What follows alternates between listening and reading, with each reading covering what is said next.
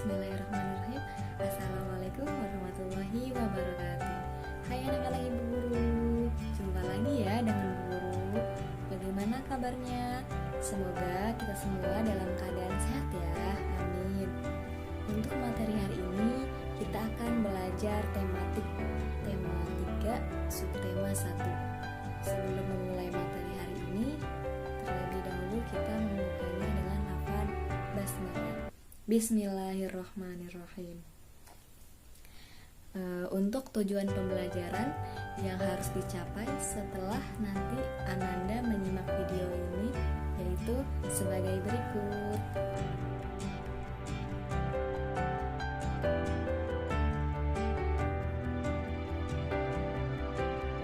Kalian pernah dengar nggak kata iklan? Pasti udah pada tahu ya, dan tidak asing lagi dengan iklan. Iklan itu ada dua macam ya. Ada yang terdapat di media cetak dan media elektronik. Yang terdapat di media cetak itu biasa yang kita sering temukan itu di majalah, koran, terus surat kabar, dan brosur. Kemudian yang terdapat di media elektronik itu biasanya sering kita ngelihat ya di televisi, radio. Apa sih itu iklan? Iklan adalah pesan atau himbauan tentang sesuatu hal yang bertujuan untuk mengajak agar bersedia mengikuti ajakan oleh si pembuat iklan.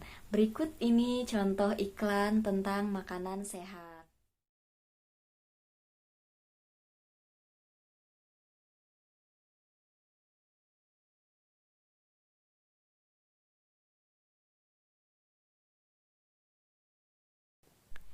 Apapun jenis dan media yang digunakan, setiap iklan memiliki ciri yang sama ya.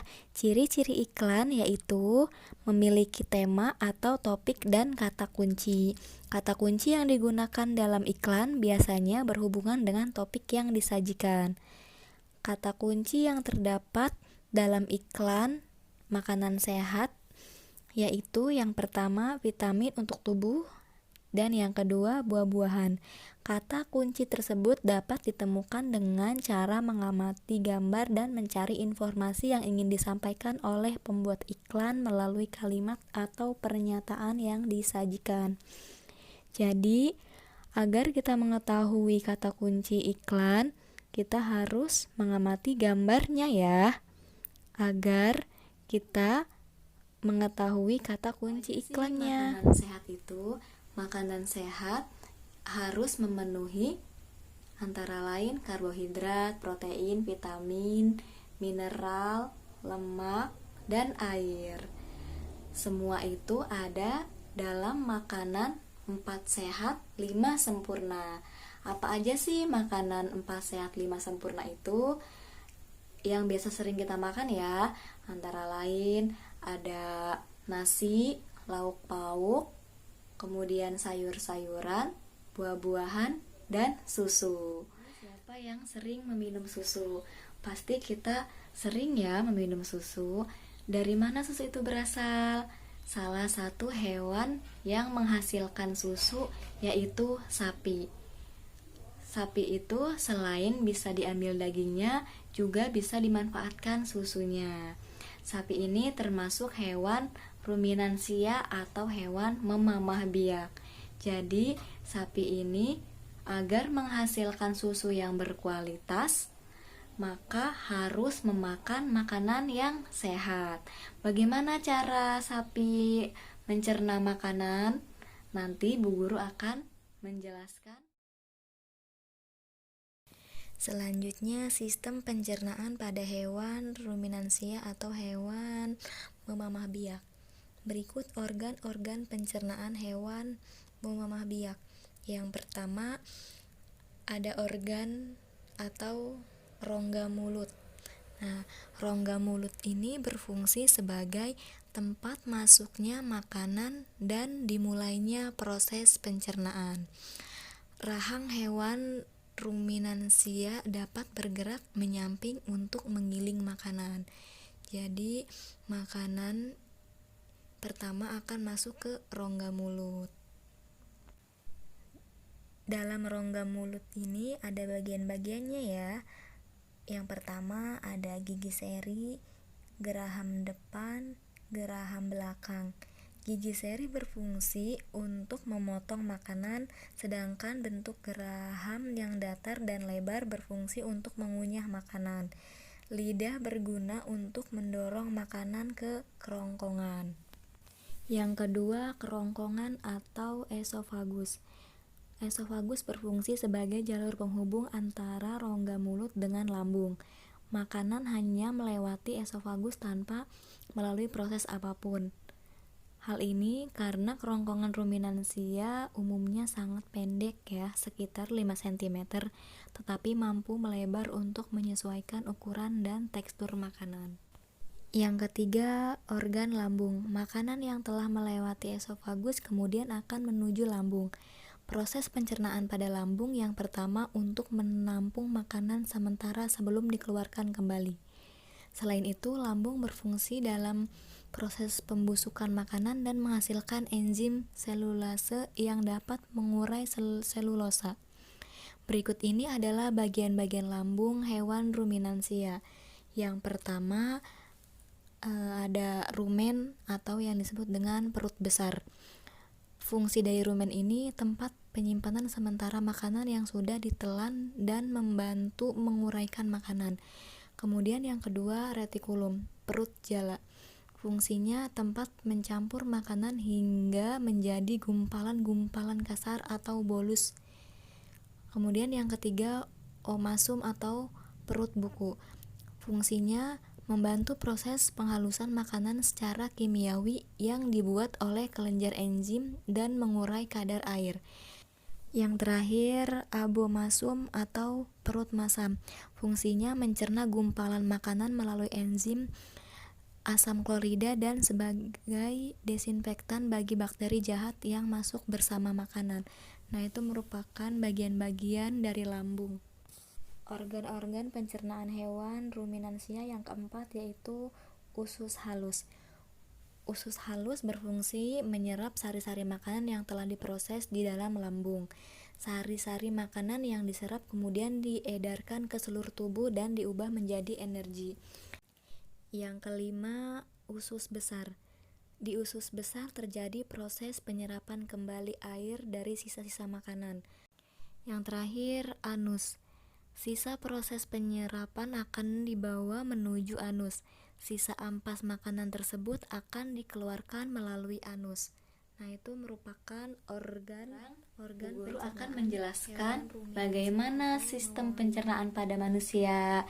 Setelah tadi kita belajar mengenai sistem pencernaan pada hewan, sekarang kita beralih proses atau sistem pencernaan pada manusia, karena manusia juga sama ya, butuh makan, butuh asupan agar daya tahan tubuh kita ini menjadi kuat.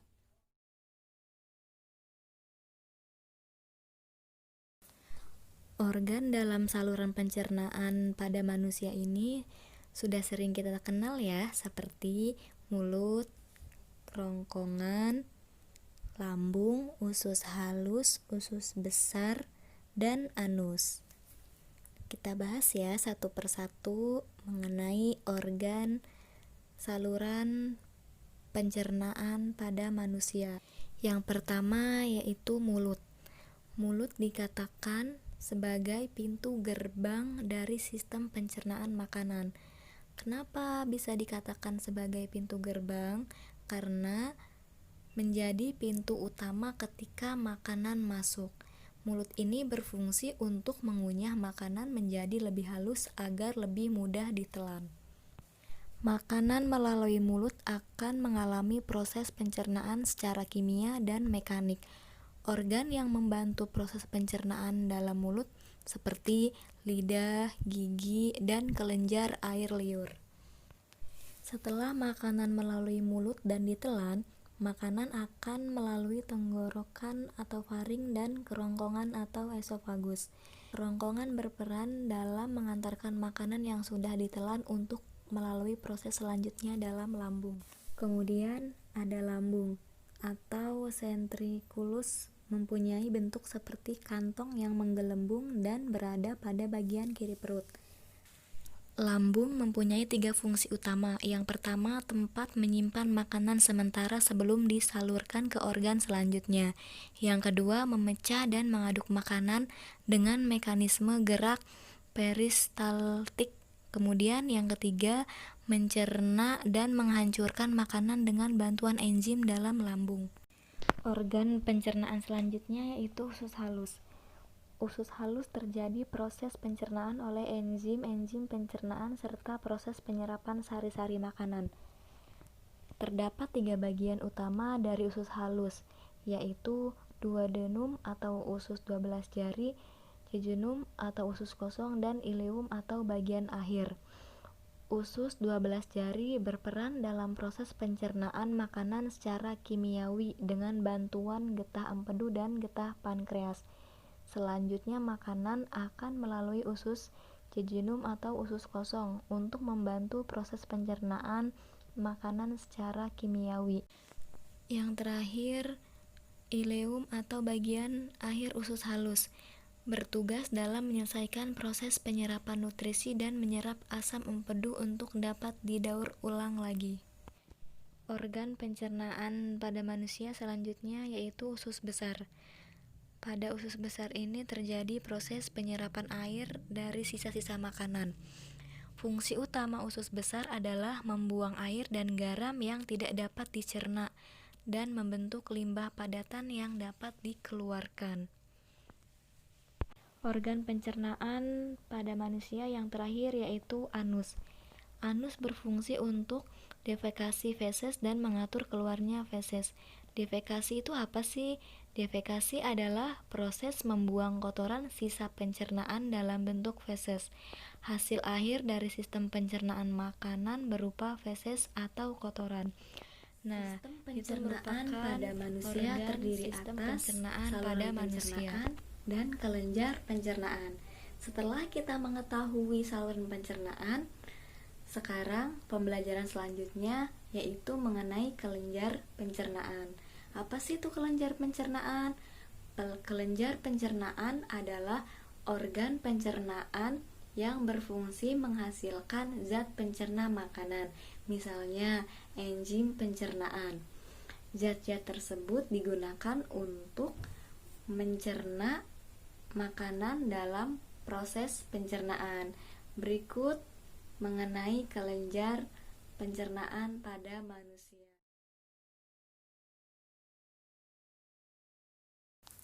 Setelah tadi kita mengetahui organ pencernaan pada manusia, yang pertama tadi ada mulut, kemudian yang kedua kerongkongan, yang ketiga lambung, yang keempat usus halus, yang kelima usus besar, dan yang keenam anus.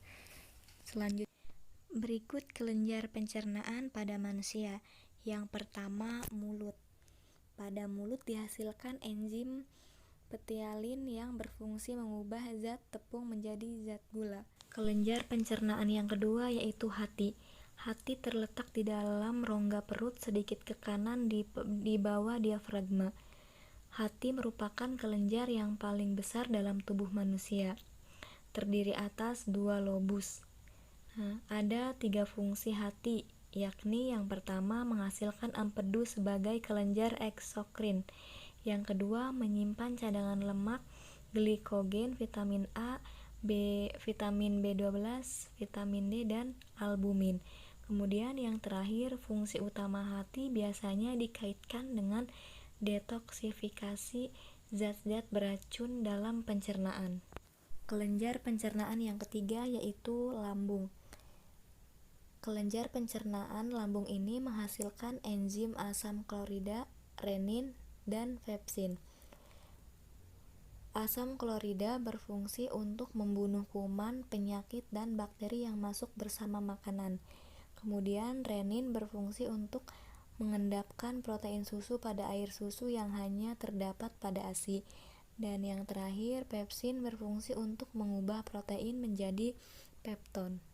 Kelenjar pencernaan yang terakhir yaitu kelenjar pankreas. Kelenjar pankreas ialah kelenjar pencernaan yang terletak di dalam rongga perut dekat lambung dan usus halus. Pankreas menghasilkan enzim pencernaan yang disalurkan ke dalam usus. Enzim yang dihasilkan oleh pankreas dipengaruhi oleh hormon sekterin yang diproduksi oleh usus 12 jari. Berikut enzim yang dihasilkan oleh pankreas beserta fungsinya. Yang pertama ada amilase, berfungsi untuk mengubah amilum menjadi glukosa.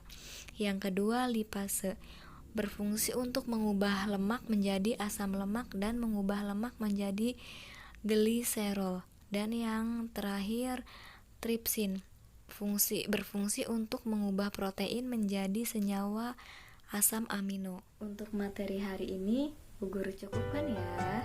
Semoga apa yang Bu Guru sampaikan Ananda bisa memahaminya. Dan jika belum paham, boleh disimak kembali videonya ya sampai paham.